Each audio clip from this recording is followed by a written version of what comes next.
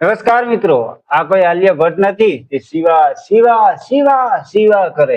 આ તો બ્લડી મેરી છે. તો નમસ્કાર મિત્રો, ફરી સ્વાગત છે મારા વિડીયો ની અંદર. આજના વિડીયો ની અંદર પ્રિયંકા ચોપડાની તાજેતરમાં રિલીઝ થયેલી ફિલ્મ એમેઝોન પ્રાઇમ ઉપર ધ લવ, તો એનો ફૂલ રિવ્યુ કરીશું. તો વિડીયો ની અંત સુધી જરૂર જો વિડીયો પસંદ આવે તો લાઈક અને ચેનલને સબસ્ક્રાઇબ કરવાનું ભૂલતા જ નહીં. ખાસ કરીને આની અંદર સ્ટોરી લાઈન છે ને 1846 નો સમયગાળાની બતાવવામાં આવી છે. મતલબ કહેવાય ને કે એક પાયરેટ્સ કેરિબિયન જાતનું શરૂઆત થાય છે. મતલબ કહેવાય કે ક્રૂ મેમ્બર ને બધા સાથે છે ને એક જગ્યાએ હુમલો કરે છે.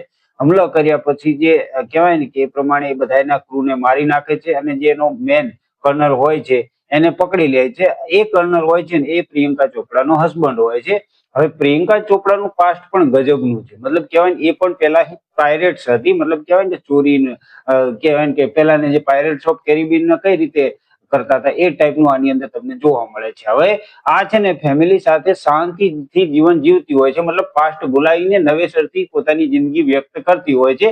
એવા સમયે આ જે વિલન હોય છે એ છે ને એના પતિ ઉપર હુમલો કરીને એનું એડ્રેસ લઈને એ આ ગામમાં પહોંચી જાય છે. હવે ગામની સાથે સાથે તમે જોશો ને કે તેના ઘર ઉપર હુમલો કરે છે. સાથે સાથે ગામવાસીઓને પણ બહુ બધા ધમકાવે છે ને મારે છે ને ખતરનાક મારકાટ જોવા મળે છે. એ પછી છે ને કહેવાય કે જે કર્નલ હોય છે ને એની પણ અલગ સ્ટોરી હોય છે. મતલબ પ્રિયંકા ચોપડા છે ને એ એની ક્રૂ ની અંદર હતી પહેલાના સમયની અંદર, પણ એને ચાકુ મારીને એનું ગોલ્ડ છે સોનું ચોરીને એ આ ગામની અંદર આવી જાય છે ને શાંતિથી જીવન પસાર કરતા હોય છે. પણ પેલો હોય છે ને એ એનો બદલો લેવા માંગતો હોય છે. તો જોવા જઈએ તો શરૂઆતથી એન્ડ સુધી તમને જબરજસ્ત એન્ટરટેનમેન્ટ કરે છે અને બ્રુટલી સીન જોવા મળે છે. પણ હા, થોડું નેગેટિવ ની અંદર એ કહી શકાય કે સ્ટોરી છે ને એમાં કંઈ જ કાઢી લેવા જેવું નથી.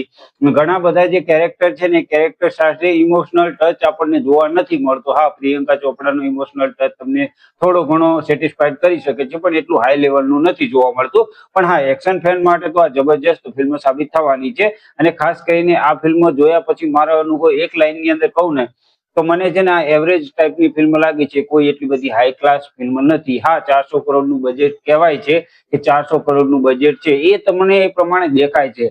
જે વીએફએક્સ મતલબ જે સીન બતાવે છે એ તમને લાગે છે જે દરિયાનું છે, વહાણનું છે એ બધું તમને સેટિસ્ફાઈડ જરૂર કરવાના છે. જે પ્રમાણે કહેવાય કે આ ફિલ્મે જેટલું બજેટ આપ્યું છે એટલું તમને પ્રોવાઈડ કરે છે એ પ્રમાણે તમને દરેક ચીજ જોવા મળે છે.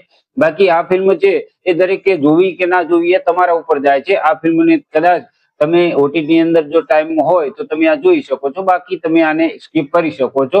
અને હા, એક્શન ફેન માટે તો આ જબરજસ્ત ફિલ્મ સાબિત થવાની છે, તો એ તમે જોઈ શકો છો જે એક્શન ફેન હોય એ. બાકી વિડીયોની અંદર કઈ પસંદ આવ્યું હોય તો લાઈક કરવાનું ભૂલતા નહીં, ચેનલને સબસ્ક્રાઇબ કરવાનું ભૂલતા નહીં. તો મળીએ છીએ આવતા વિડીયોની અંદર. ત્યાં સુધી બધાને જય શ્રી કૃષ્ણ અને જય માતા.